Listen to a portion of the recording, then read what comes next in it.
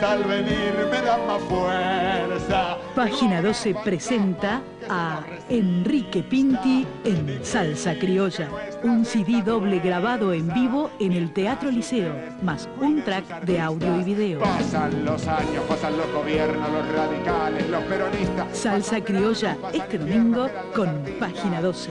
CD doble opcional 12 pesos.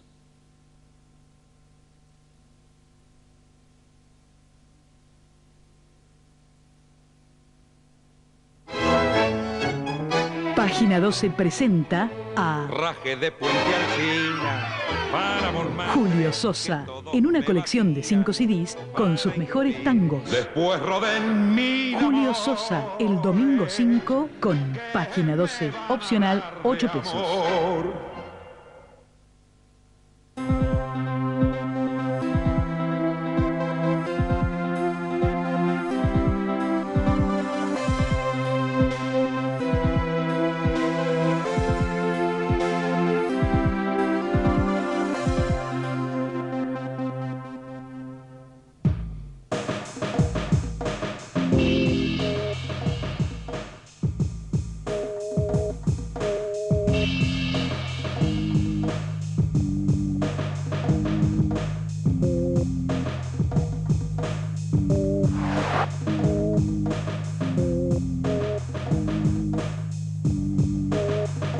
El 10 de diciembre de 1999, Fernando de la Rúa juró como presidente de la Nación. Había derrotado a Eduardo Duhalde y se aprestaba a suceder a Carlos Menem, que en 10 años de mandato había privatizado las empresas públicas, ampliado la Corte Suprema, multiplicado la deuda externa y enfrentado más de 100 denuncias de corrupción. Era barajar y dar de nuevo.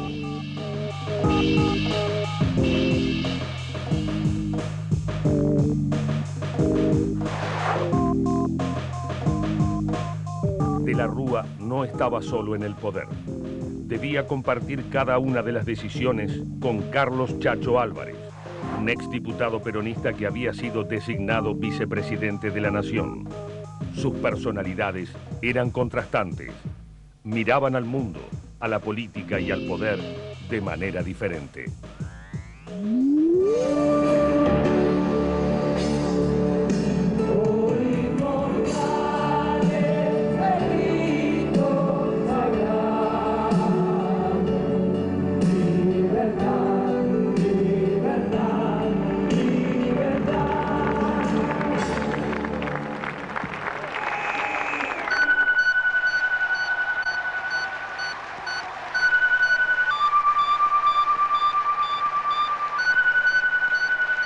Después de despedir a Menem de la Casa Rosada, el presidente tomó juramento a un gabinete heterogéneo que jamás pudo actuar en equipo. Había muchísima desconfianza, celos e incontables luchas palaciegas por los espacios de poder. En este contexto, olvidando a sus electores, de la Rúa asumía una decisión dolorosa para la clase media. Aumentaba todos los impuestos y bajaba los salarios de los empleados públicos.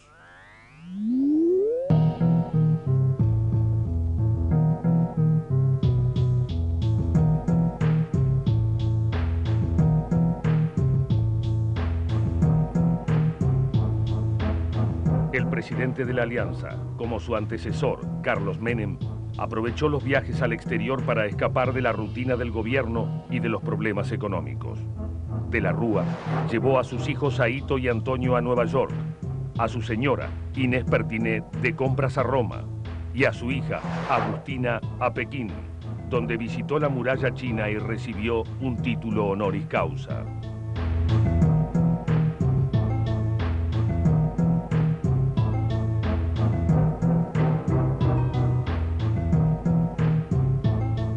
En los viajes, el presidente radical se distraía. Olvidaba los problemas de Estado. Pensaba que el paso del tiempo podía resolver cuestiones claves como las supuestas coimas en el Senado. Estaba equivocado. Hugo Moyano, jefe de la denominada CGT disidente, no se cansaba de disparar contra su ministro de Trabajo, Alberto Flamarique. Bueno, después de haber cenado estuvimos discutiendo el tema de la ley. Y en una oportunidad yo le digo al ministro que la ley no iba a pasar por el Senado porque había mayoría peronista. Y el ministro manifestó muy tranquilamente, dice, para el Senado tengo la Banelco. El camionero no estaba solo. En la Cámara Alta, senadores oficialistas y opositores juraban que las coimas eran ciertas. Y así lo decían en pleno recinto de sesiones. Si hay un miembro del Ejecutivo que participó en un episodio deleznable, como significaría venir a comprar conciencias, deberá ser fulminado. Hemos denunciado que existen todas las sospechas de que ha habido soborno en esta Cámara de Senadores. La ofensiva parlamentaria fue tan intensa que Fernando de Santibáñez, jefe de la CIDE y amigo personal del presidente, debió comparecer en el Congreso. ¿Te firmen el cargo ustedes? ¿Está firme el encargo? Pregúntenle al presidente. De Santibáñez estaba sospechado de pagar las coimas y con mucho esfuerzo pudo esquivar a los periodistas y asesores que le cerraban el paso. Sin embargo, cuando llegó a la Casa Rosada y se reunió con De la Rúa, juró venganza contra Chacho Álvarez, el funcionario del gobierno que más exigía una investigación judicial y parlamentaria.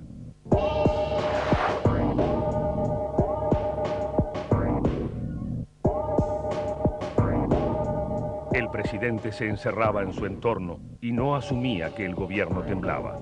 Chacho Álvarez empezaba a distanciarse y De la Rúa, en lugar de buscar un punto de equilibrio, decidió respaldar a los ministros y secretarios más sospechados. Así, en plena crisis política, De Santibáñez fue confirmado como jefe de la CIDE y Flamarique ascendido desde el Ministerio de Trabajo a la Secretaría General de la Presidencia. En esa ceremonia, De la Rúa demostró que no sabía qué estaba pasando en el gobierno.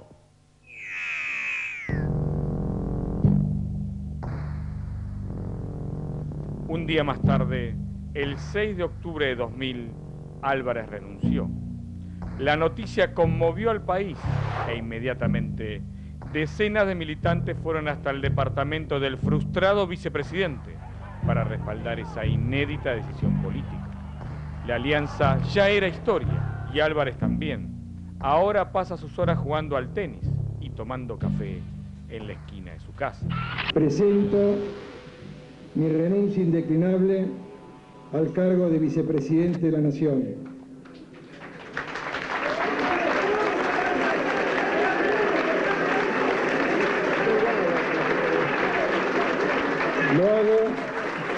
Lo hago para poder decir con libertad lo que siento y lo que pienso, y al mismo tiempo para no perjudicar al presidente ni alterar la vida institucional.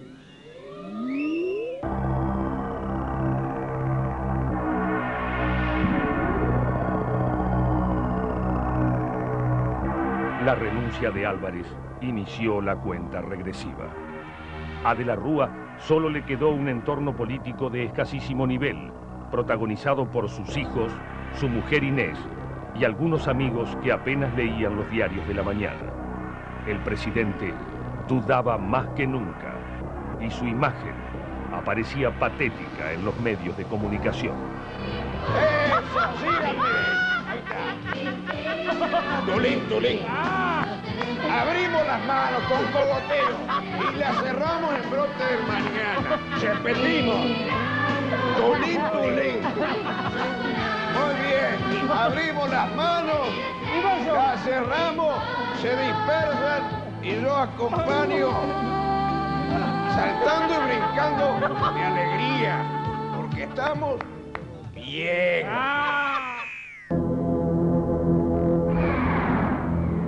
Mientras tanto, el peronismo reagrupaba fuerzas y olfateaba el regreso al poder.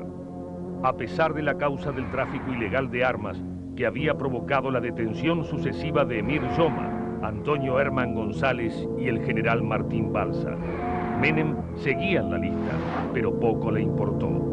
Se casó en Anillaco con la modelo Cecilia Boloco y unos días más tarde fue detenido por la justicia federal.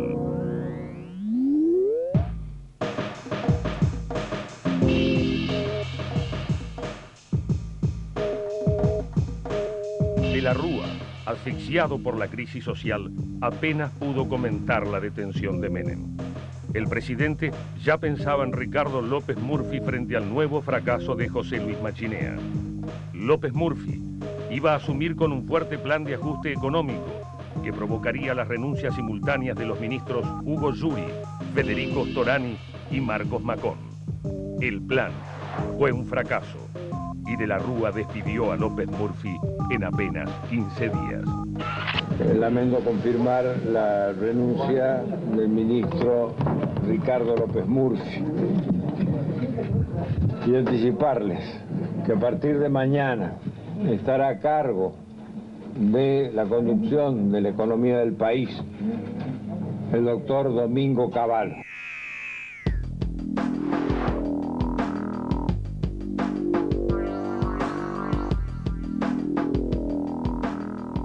La caída de López Murphy implicó el desembarco de Domingo Cavallo, empujado en las sombras por Chacho Álvarez, que quería volver a la Casa Rosada para ocupar la jefatura de gabinete.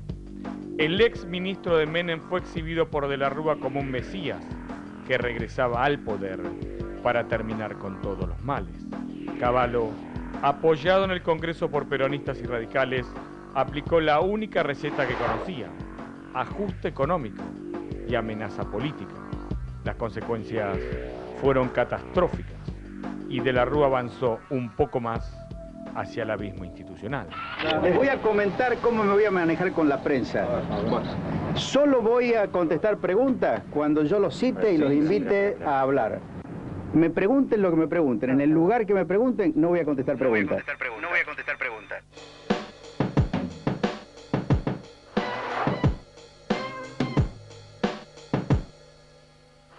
Mientras Cavallo aseguraba que tenía las variables económicas bajo control, las noticias que llegaban desde Nueva York y Washington iban en sentido contrario. Ya habían caído las Torres Gemelas y George Bush tenía otras preocupaciones más importantes que la situación política y social de la Argentina. Sin embargo, un mes después de los ataques terroristas, el presidente de los Estados Unidos recibió a De la Rúa en el Waldorf Astoria de Nueva York. La reunión no sirvió para nada, aunque De la Rúa aseguró lo contrario. Estoy muy contento con el encuentro, que lo deseaba realmente.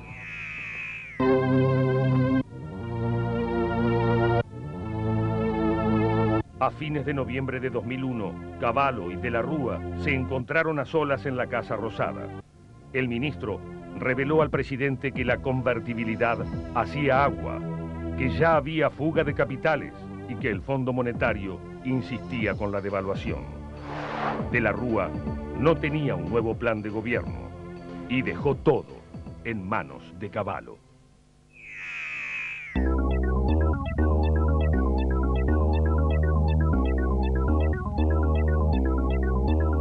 El sábado 1 de diciembre empezó la cuenta regresiva. Ese día, Cavallo anunció el corralito. Era el fin de la convertibilidad. Hemos debido adoptar medidas extraordinarias que van a tener una vigencia de 90 días, precisamente para poder asegurar el buen funcionamiento de la economía y sobre todo los ahorros de los argentinos en este periodo que promete ser todavía tumultuoso.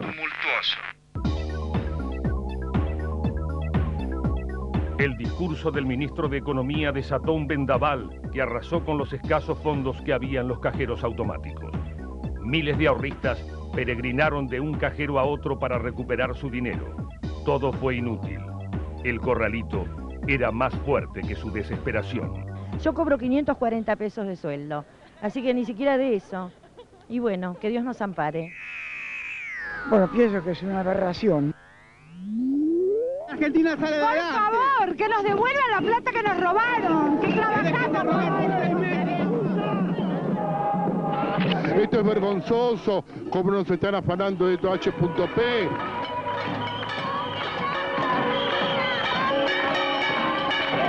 Este gobierno nos está atacando todo lo que tenemos, lo que hemos podido construir.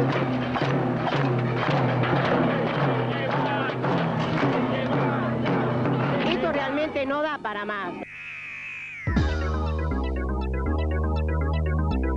Mientras esto sucedía en todas las calles de la Argentina, el presidente se había refugiado en la Quinta de Olivos.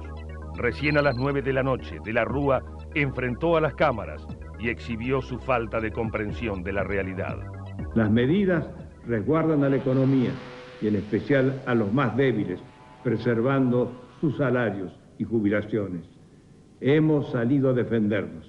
Queda claro que aquí no hay devaluación, que se mantiene la convertibilidad y la paridad peso-dólar, que se ha derrotado a la especulación, que se respeta absolutamente la propiedad de los depósitos. Estaré al frente, en pleno ejercicio de mis deberes constitucionales. Estamos ganando la batalla. Ganando la batalla.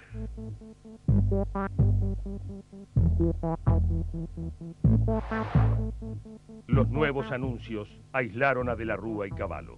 Ni el Fondo Monetario ni las centrales obreras aceptaron las nuevas reglas del juego. Entonces, el presidente diseñó una controvertida estrategia que lo puso más cerca del final.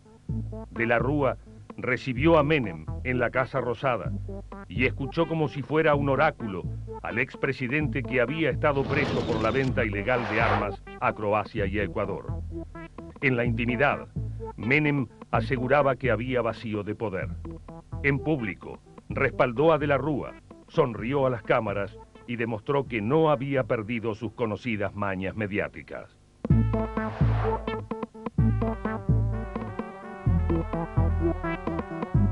La estrategia del presidente fue un fracaso. El radicalismo estaba hecho polvo.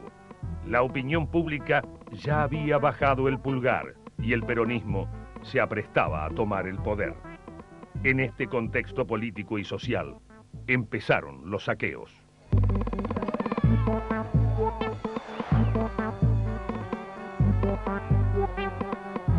Algo ligué yo porque casi me mataron. ¿Qué hay en la bolsa? Mira, yerba, leche.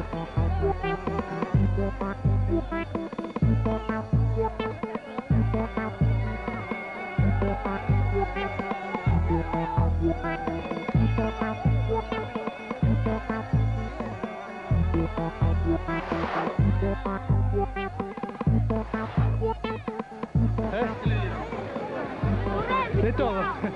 De todo. ¿Está conforme? Y sí, la verdad que sí, porque estamos recagados de hambre. Los saqueos conmovieron al Gabinete Nacional y paralizaron al presidente. Durante horas, De la Rúa dudó respecto a qué medidas políticas asumir. Finalmente, la Casa Rosada ordenó a la policía reprimir en cada rincón de la Argentina.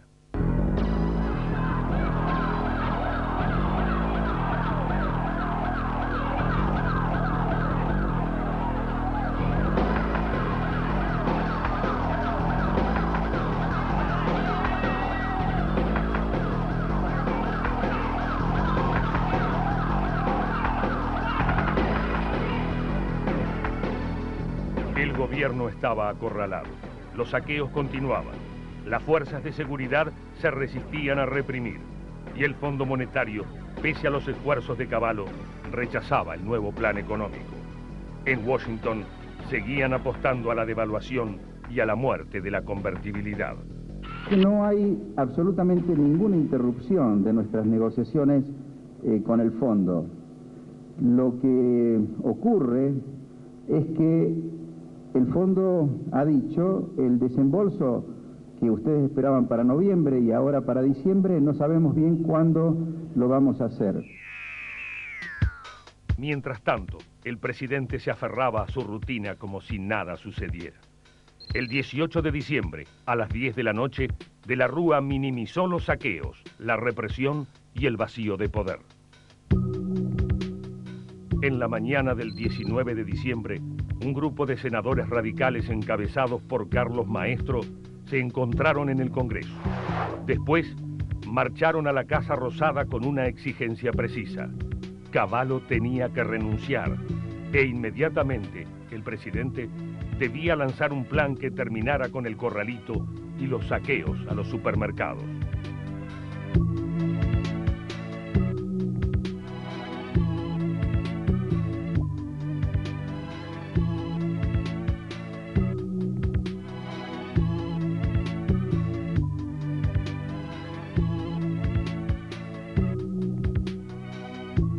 De la Rúa no los escuchó y decidió continuar con su agenda oficial que marcaba una reunión política en Cáritas. El cónclave no sirvió para nada y decidió irse antes de tiempo. Su salida fue traumática. Los tiempos se aceleraban. Minutos después, Ramón Mestre también abandonó la sede de Cáritas. El ministro del Interior, a cargo de la seguridad del Estado, demostró en escasos segundos por qué el gobierno radical ya estaba colapsado. Mestre, ¿cuál es la situación con respecto a los saqueos? No sé, no conozco, estoy acá toda la mañana. Cuando De la Rúa regresó a Balcarce 50, pudo ver por televisión cómo los saqueos se multiplicaban en todas las provincias. La violencia no solo alcanzaba a los supermercados, sino que también arrasaba a los negocios de los barrios más pobres.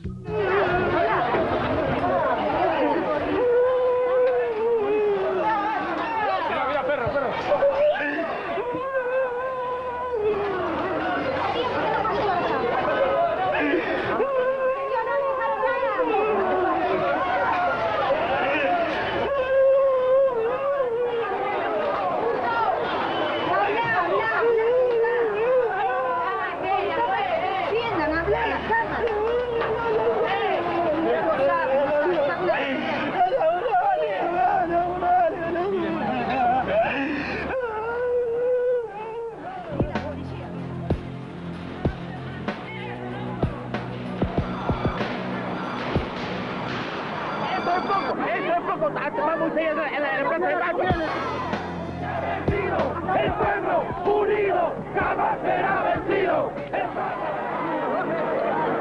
Con esto voy a pasar fin de año yo. ¡Queremos trabajo! ¡Nadie queremos de limona! ¡Queremos trabajar!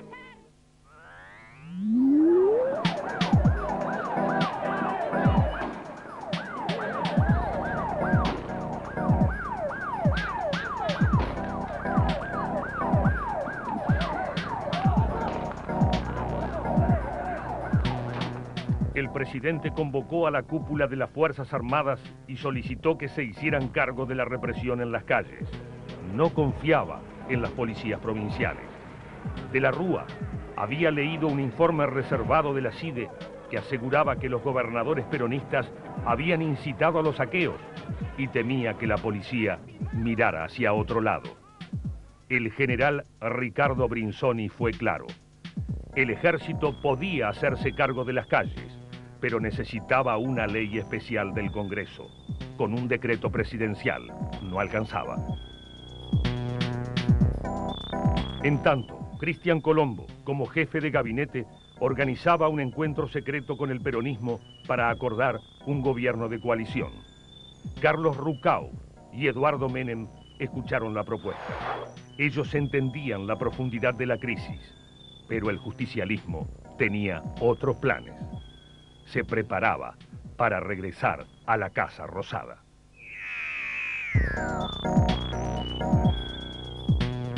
Cuando el general Brinzoni exigió una ley especial del Congreso y el peronismo comunicó que no aceptaría integrar un gobierno de coalición, De la Rúa respondió con dos hechos políticos. Dejó trascender que seguiría apostando al respaldo de las Fuerzas Armadas y simultáneamente declaró el estado de sitio en todo el país. La Argentina ardía. Los saqueos eran imparables. Y De la Rúa, en lugar de encontrar una salida concertada, daba la espalda a la sociedad, se rodeaba de oficiales de las Fuerzas Armadas y explicaba las razones del estado de sitio. Decidí poner límite a los violentos que se aprovechan de las penurias ajenas. Por eso, y según las atribuciones que la Constitución Nacional me confiere como presidente de la Nación, he declarado el estado de sitio en todo el territorio nacional. El discurso presidencial abrió un nuevo capítulo en la crisis. Espontáneamente, miles de personas marcharon hacia la Plaza de Mayo, la Quinta de Olivos y el imponente edificio donde vivía Cavallo. Llegaron haciendo mucho ruido, diciendo basta. Esa noche empezó el cacerolazo.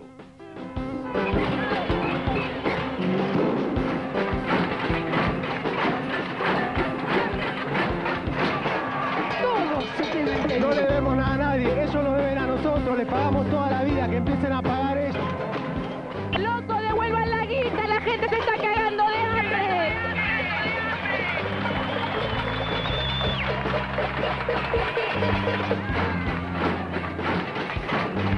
¡Cavallo! ¡Devuélveme la plata! ¡Esto es el pueblo! ¡El pueblo no está saqueando! ¡Este es el pueblo que te quiere echar, Cavallo!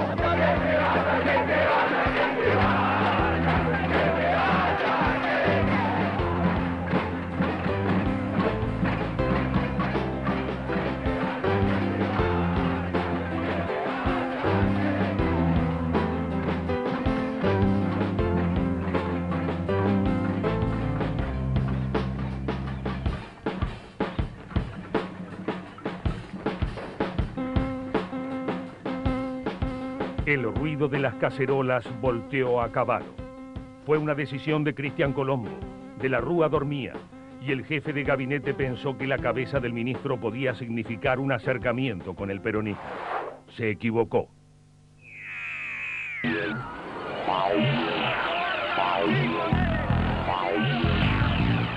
La tensión iba en aumento y los primeros incidentes no tardaron en llegar.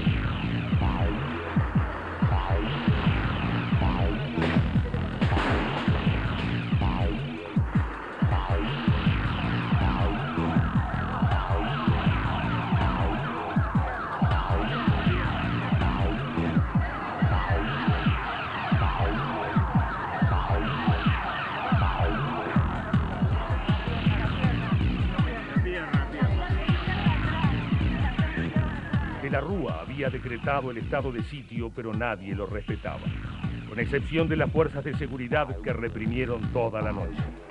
Habían trabajado tanto que, cerca de las 5 de la mañana, cientos de policías recibieron una nueva dotación de postas de goma, gases lacrimógenos y cargadores repletos de munición de plomo. Fue una premonición. El 20 de diciembre cayeron asesinados 30 argentinos.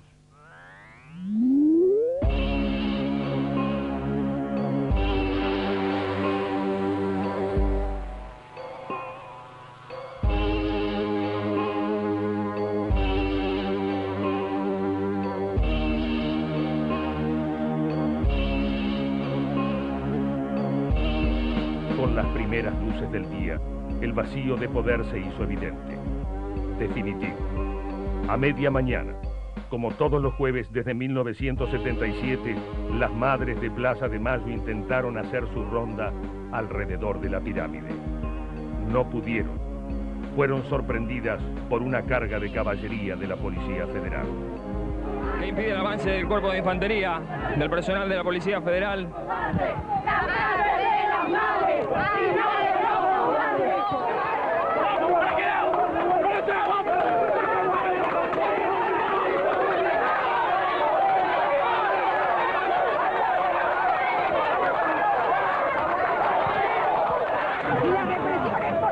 Porque no hay gobierno, la represión es porque el gobierno solo puede aplicar este plan con represión.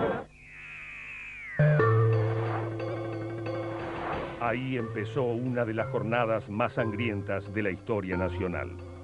Durante 10 horas, en un combate desigual que tuvo como escenario la Plaza de Mayo, el microcentro y los alrededores del obelisco, miles de argentinos enfrentaron la represión.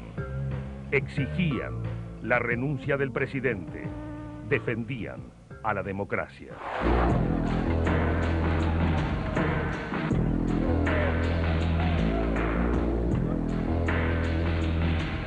Van a perder la vida, no, pues son jóvenes, por 15 mangos al día. Por 15 mangos al día van a patotear a la gente, porque ese policía se transformaron en un barra brava.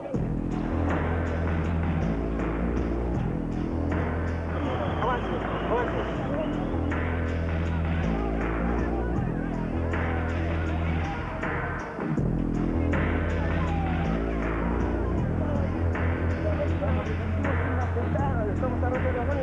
se vaya a hacer.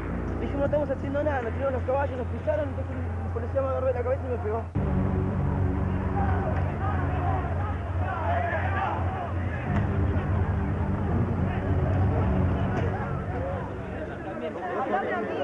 Ellos son víctimas igual que nosotros, entonces no los agrega, no les agrega.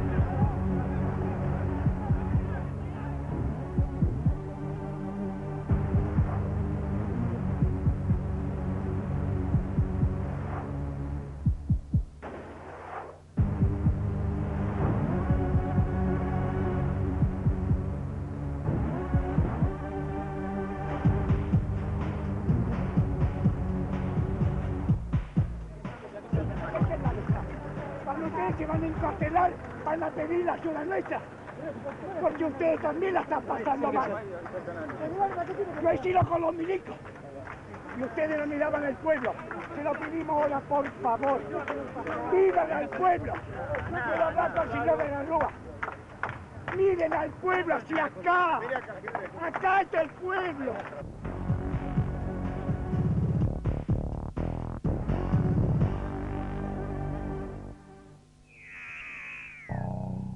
Para esa hora, la mayoría de los gobernadores justicialistas estaban reunidos en San Luis para preparar el asalto al poder. Habían llegado para inaugurar el nuevo aeropuerto de Merlo, pero las noticias de Buenos Aires estaban confirmando lo que se esperaba desde hacía meses. De la Rúa se caía y la oposición no haría nada para detenerlo. En todos los despachos de la Casa Rosada había un televisor encendido mostrando cómo la gente avanzaba una y otra vez sobre las vallas que rodeaban la Plaza de Mayo. Los informes de inteligencia aseguraban que la represión era poco efectiva y que el país estaba virtualmente levantado en contra del gobierno. De la Rúa no sabía qué hacer. Dudaba en resistir la crisis y negociar con el peronismo una transición ordenada o hacer un cambio de rumbo económico, devaluar como exigía el Fondo Monetario y renovar todo el gabinete nacional. Finalmente, De la Rúa volvió a respetar la posición de su hijo Antonio y a las 4 de la tarde, desde la sala de conferencias de la Casa Rosada, propuso al peronismo un gobierno de coalición. Estamos en una situación crítica. Solo podemos salvarla con el conjunto de la dirigencia política. Y estoy aquí porque soy yo, como presidente de la Nación, quien puede llamar a esa unidad. Y he ofrecido para eso al justicialismo, que triunfó en las elecciones del 14 de octubre y tiene mayoría en ambas cámaras, que participen de un gobierno de unidad nacional. Y los convoco con toda amplitud y generosidad.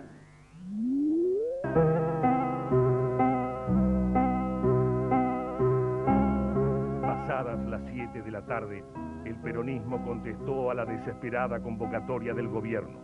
No hubo una reunión secreta, ni tampoco una llamada telefónica.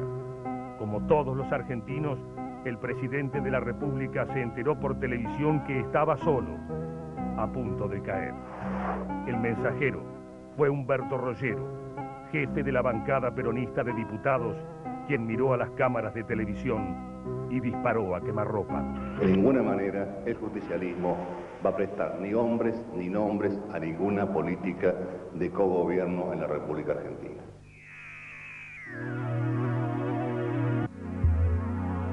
Después de escuchar a Rollero, el presidente se sentó frente a su computadora para redactar la renuncia. El canciller, Adalberto Rodríguez Llavarini, sugirió que lo hiciera de puño y letra para que fuera recordado como un hombre de carne y hueso. Afuera, en la Plaza de Mayo, la represión aún continuaba. ¡Bueno, los hijos de puta! ¿Pero por qué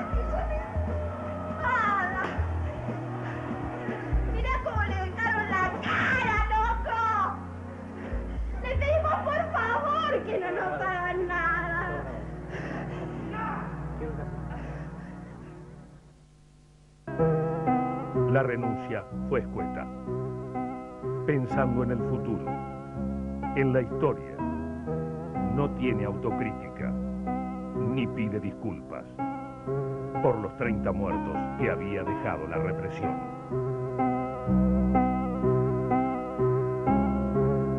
El 20 de diciembre, a las 19:52, de la Rúa escapó por los techos de la Casa Rosada. Ahí lo esperaba un helicóptero que lo llevó a la Quinta de Olivos. Ya no tenía poder ni gobierno. Había sido presidente por 742 días. La historia jamás lo perdonará.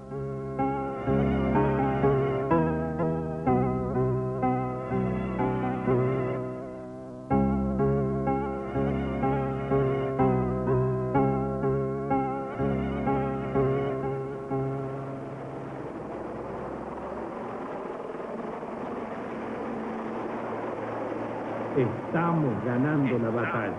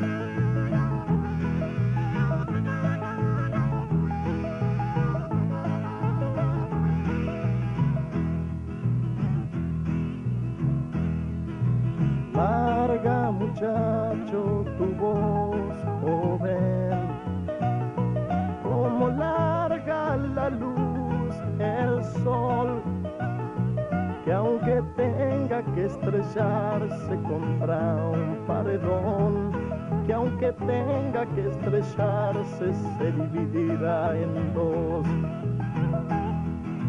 Suelta, muchacho, tus pensamientos, como anda suelto el viento.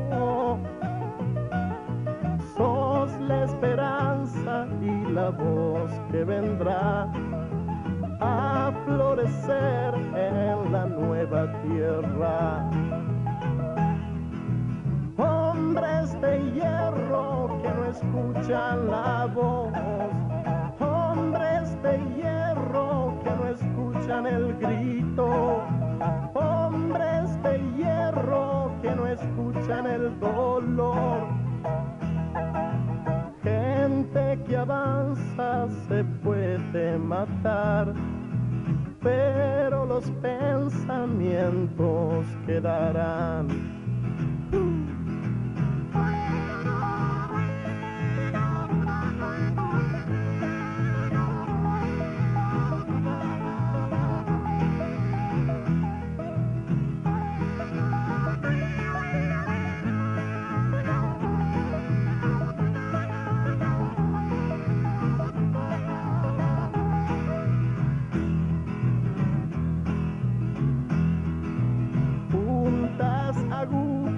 Ensucian el cielo como la sangre en la tierra.